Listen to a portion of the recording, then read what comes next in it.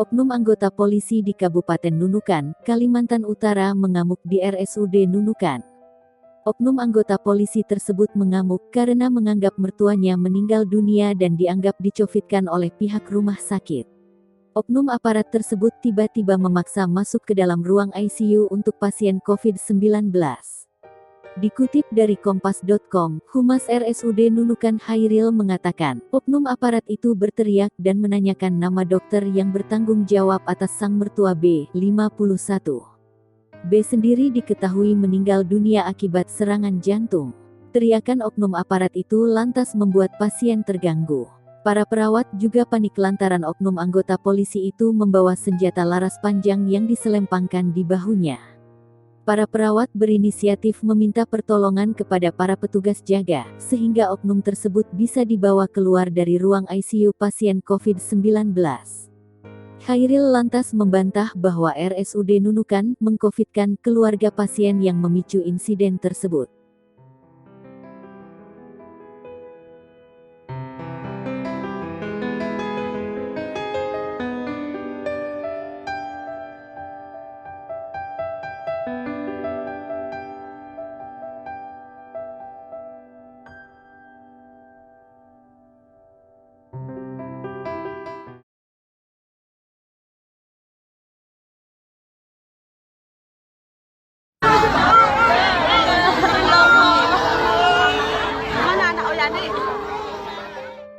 KM Teluk Singkil, yang sedang dalam pelayaran dari Pelabuhan Labuhan Haji, Aceh Selatan menuju Pelabuhan Kolok Simele, sempat terkena cuaca buruk Minggu, tanggal 15 Agustus tahun 2021.